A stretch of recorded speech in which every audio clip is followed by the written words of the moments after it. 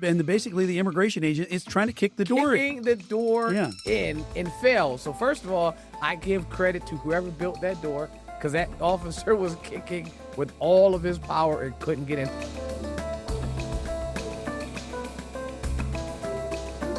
Welcome to Queen City News Plus. We've got Order in the Court today with Brian Blakely. And I'm Chief Legal Analyst Khalif Rhodes. How was your weekend, buddy? It was longer than I thought it would be. Even though it's the same amount of hours, it seems like it's shorter if you got a lot of work to do and longer if you don't.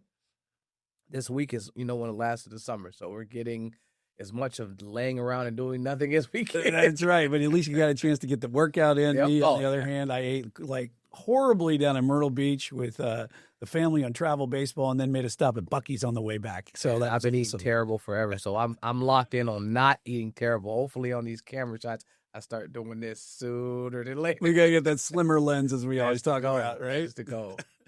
All right. Well, court is in session right now. And as you know, we always got three topics to discuss here, Khalif. First one we're going to be talking about, and that is the possibility of overturning the same-sex marriage legal case here. Landmark case from over a decade ago. U.S. Supreme Court has formally been requested to overturn that landmark ruling, and its lawyers on behalf of Kim Davis. You might remember her, former Kentucky County Clerk who was jailed for refusing to issue marriage licenses to a gay couple because of her religion, and they were filing a petition saying the ruling violates her First Amendment right to freedom of religion. Not that I would, had to look deep in my Rolodex of information to try to remember her, because I didn't. I have some personal information on this case. I was the chief magistrate in Mecklenburg County for a number of years. During this time, I wasn't the chief, but I was a magistrate, and I remember this case coming out. And I remember folks talking about, because magistrates in North Carolina, they marry folks. They don't issue the licenses, but they do marry individuals. And so having the opportunity to have, conducted a number of weddings, actually conducted a wedding on the radio, which was extremely weird, but the station came in and listened to the radio, listened to the wedding being conducted. But that process, that question came up a lot, and I remember. Yeah, there's a lot to that one to unpack. We'll have to save that one for another time. Yeah. But I remember people saying, like, wow, this is lady in Kentucky, and she's challenging, like, does she even have to give them the license? And here in North Carolina, that would be more like Register of Deeds. They give the license.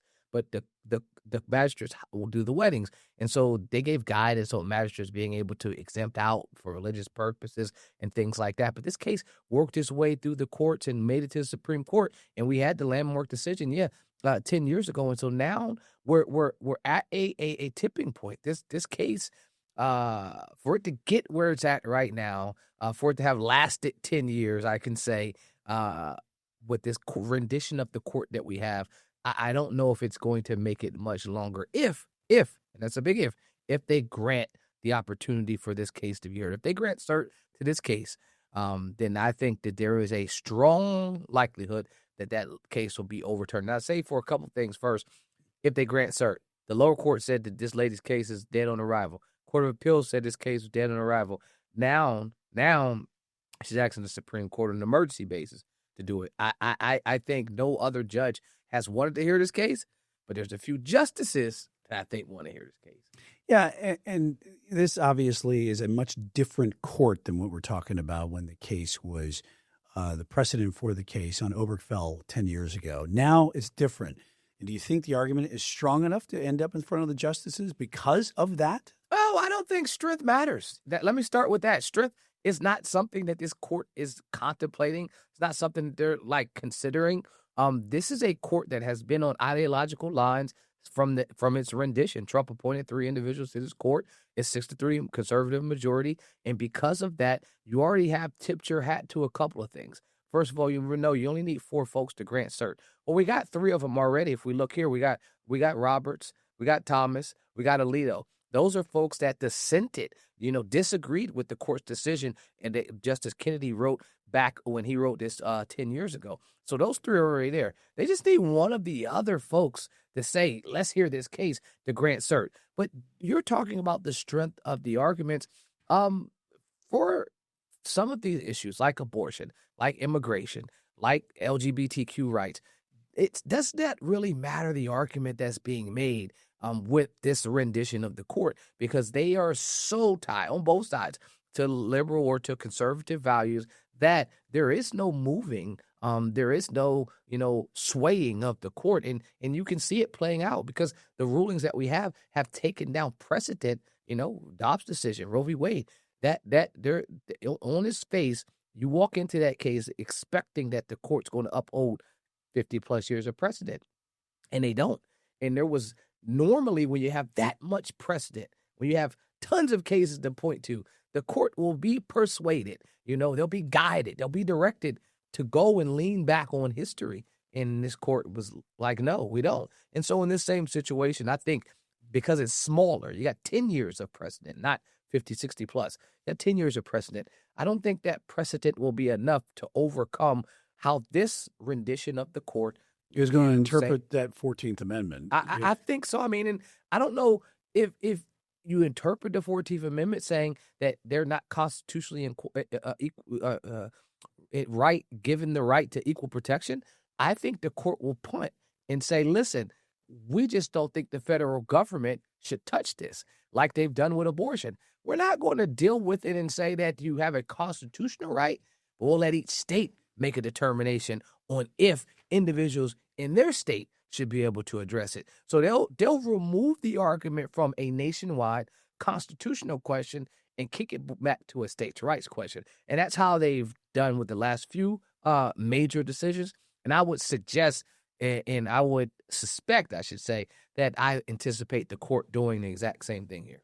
Does this compare at all to Dobbs-Jackson with the decision to overturn Roe v. Wade? 100%. I mean, this is the same magnitude.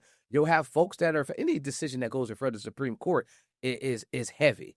They reject the overwhelming majority of cases that come their way. So for the court to accept a case, grant cert, and listen to it, it's going to have impact on a couple of things. Either you had lower courts, 2 courts of appeals that had some, conflicting instructions, or you have a constitutional question. Well, anytime there's a constitutional question, it's going to have a major impact on everyday people. If you have conflicting rulings, it's going to have an impact on everyday people. And so I think this case will have a long-lasting impact. And I could only point to a couple things.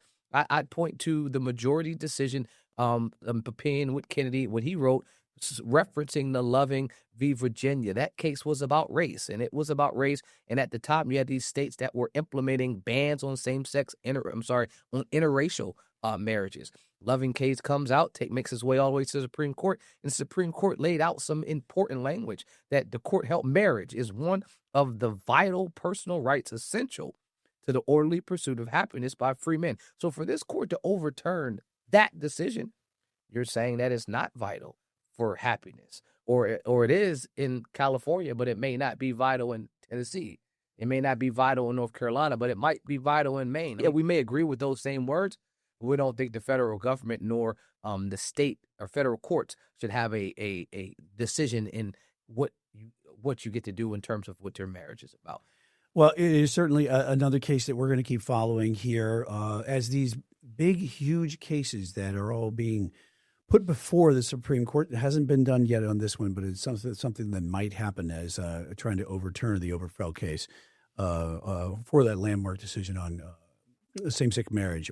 That's our first topic of the day. Khalif, when we come back, we're going to talk a little more about a local happening over the weekend, a crash involving a person who had a medical problem inside a work-issued van. Talk about the risks and liability with that. And that was when we come back here. As you're watching Order in the Court with Khalif and Brian, Queen City News Plus. We'll be right back. Welcome back to the Queen City News Plus. You got Khalif and Brian here talking about our second topic of the day, legal issues, a local one here regarding a crash. A driver was critically injured after a work van crashed into an ATM in Midland, North Carolina, just east of Charlotte. And this is a pretty bad issue here. But the risk and liability here when you're in a work van, and also things that the damage that was caused to the bank here. Talk about the risks and liabilities that you have when you're doing work-related stuff. It's a couple things, and this is a great question. I mean, I say this a number of times on the air and on the on Queen City Plus that the biggest thing is that we are a litigious society. So I'll start with that portion. That everyone wants to sue everybody for everything, and it really doesn't matter. But then when you're kind of getting through the weeds and you're working through, actually figuring out who can you sue, it's a couple of things. And so a person in this situation, you may have a number of litigants. You may have cross litigants. You may have some folks that are suing each other, and some folks that in one lawsuit may be on the same side suing another individual. So I say the potential players are the driver of the vehicle, the company, the employer, and then the bank. And so in some scenario, each and every one of them may attempt to sue the other people. So you have the folks at the bank in that location. They would probably want to sue the employer and the employee, right? And so it begs the question of, well, can a employer be held responsible, be held liable for the actions of their employee? In law school, they teach us about that. It's called respondeat superior. That typically an employer can be held liable for the actions of their employee, for with one caveat, if it's done within the course of their employment. So, if you're, at a job where you're driving a bus, but then you stop and pick up kids outside and do something outside of that bus, the company won't be responsible for that. But if you're driving the bus and then you run over people, then by all means, then they would be responsible for that. And so it's extremely fact dependent. And then you'd have defenses, you'd have counters. In this situation, you talked about a medical emergency, right? So if you're pointing to some type of medical emergency, that would be my affirmative defense, a defense I want to file, a defense I want to claim at the original getting of the complaint. So the second they give me the complaint, I'd have to respond to it in a number of days.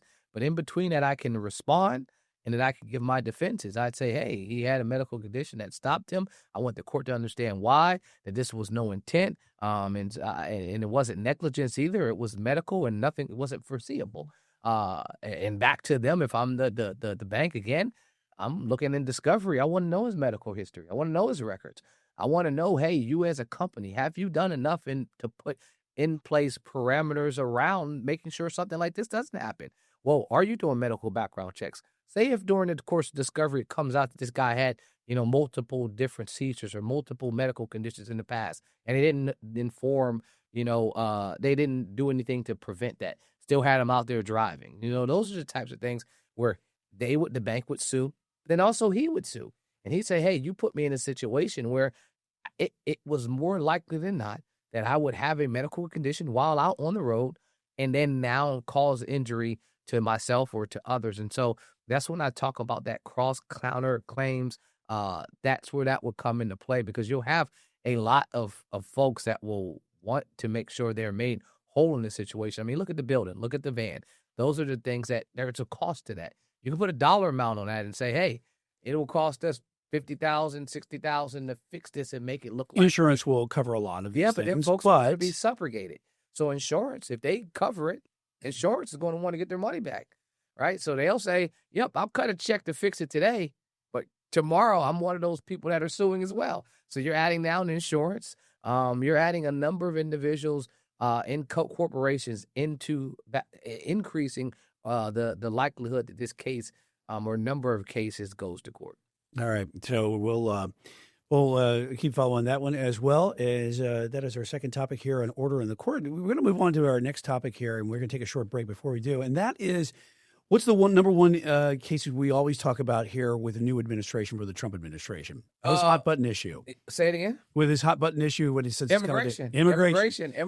Yeah, we're going to talk about an immigration case that is making the headlines right now, and we'll be right back with more on Order in the Court here on Queen City News Plus with Khalif and Brian. Welcome back to Queen City News Plus. You got Order in the Court here with Khalif and Brian. Third topic we're going to talk about today, Khalif. Immigration here, Trump administration. ICE raids, ICE picking up and deporting people. One of the big stories that are going around right now that's viral is a Nicaraguan immigrant in California and his family have been barricaded in a home right now, days after he outran ICE agents and went back into his home with them barging on his door. How far can ICE go? They can go far. I mean, this one is going extremely far. So let's do a couple things. There's so many things to unpack. When I saw the video, it was amazing to see. The guy is running. They're chasing him. He turns the corner. He has a screen door, like a metal, steel door. But see those a lot in California. Right. Yeah. But his protection door is open still. So he opens the metal door, and someone else runs in, then he runs in, and as he's trying to close the regular door, the guy's hand is in there. He pulls it back, shuts the door like right on impact. Shuts the screen door and then shuts the main door and locks the main door. And the video, unfortunately, we don't have the rights to that right now. But basically the immigration agent is trying to kick the door. Kicking the door in and fell. So first of all, I give credit to whoever built that door, because that officer was kicking with all of his power and couldn't get in. So a couple of things, and this will be kind of like one of those mini know your rights type of seminars that you see that the ACLU would do or local attorneys would do, attempting to let folks know what their rights are in situations like this.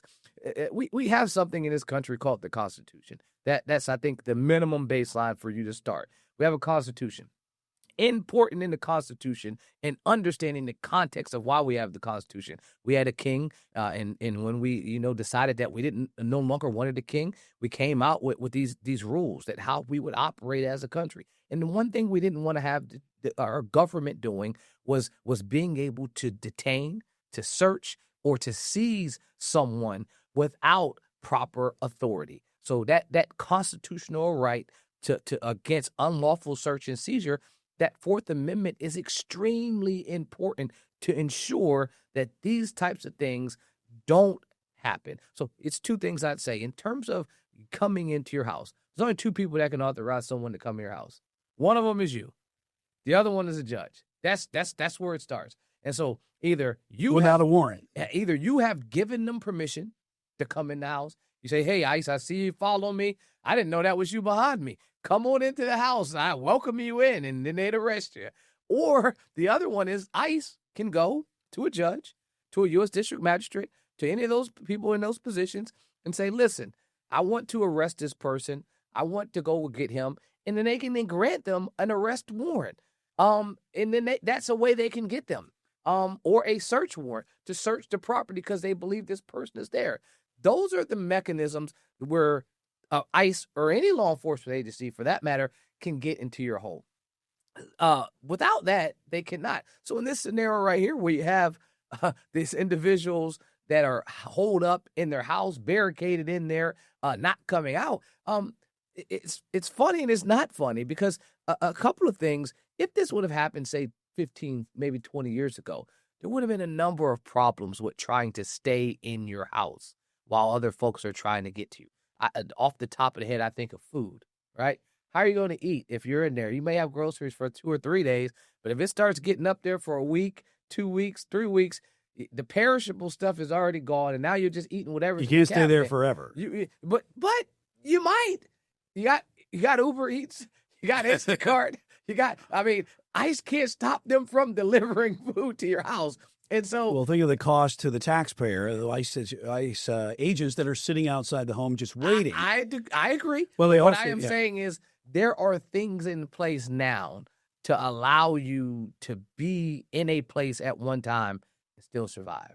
Now, if they wanted to do it right, they'd go get a warrant. But ICE doesn't operate like that. Typically, they're detaining, and then prior to and the reason why they're detaining, they say he is a violent criminal from Nicaragua.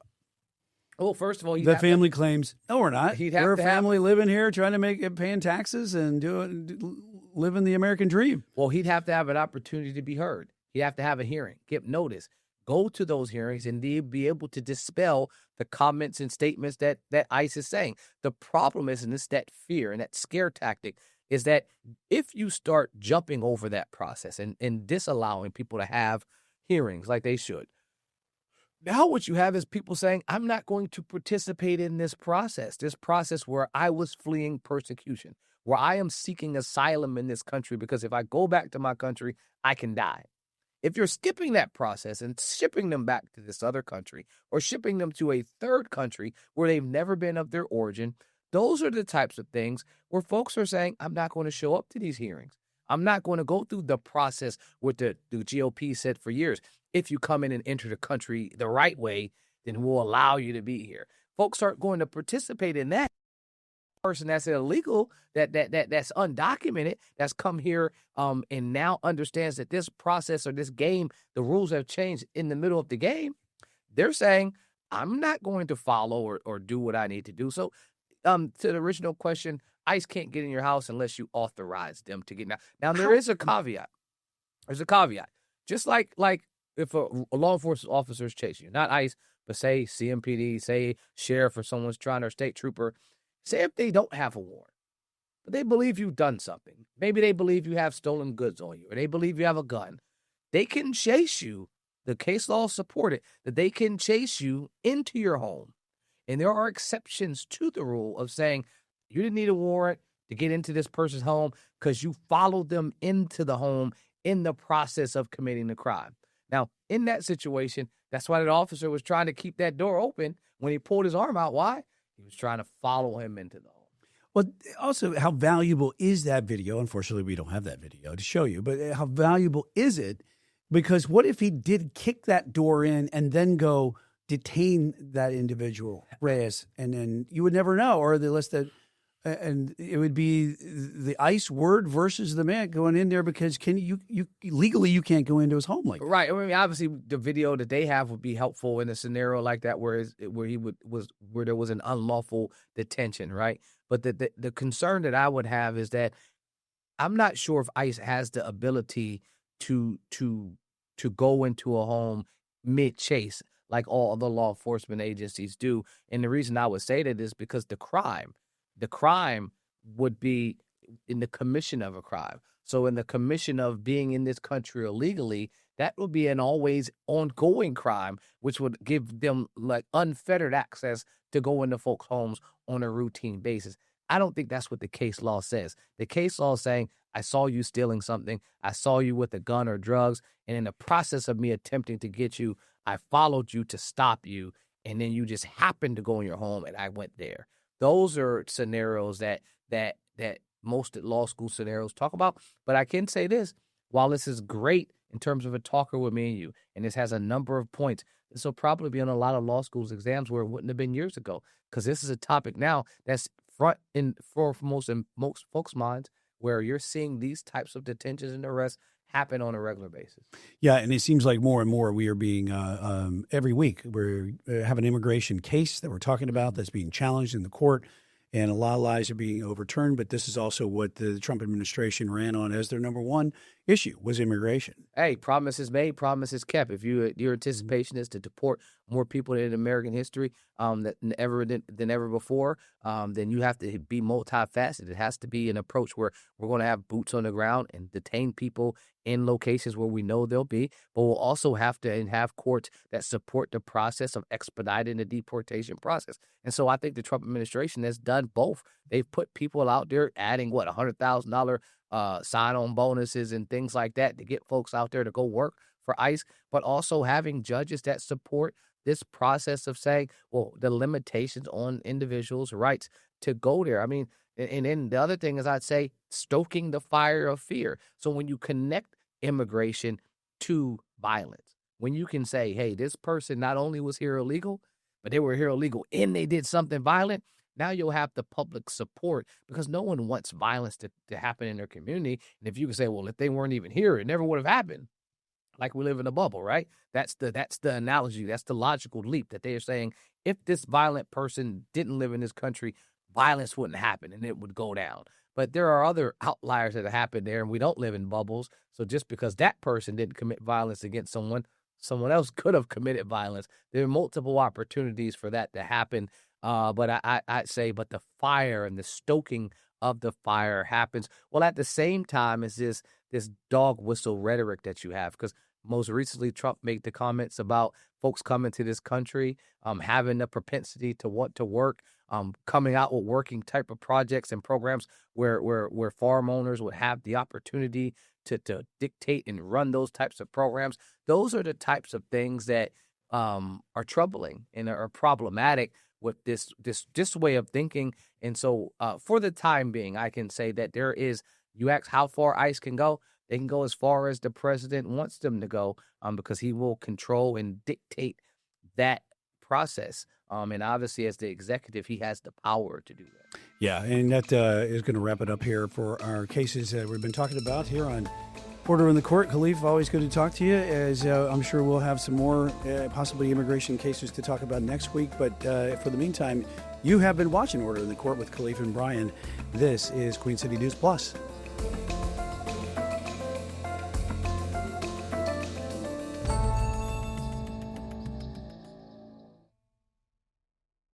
Queen City News Plus. Just search Queen City News on your smart TV's app store.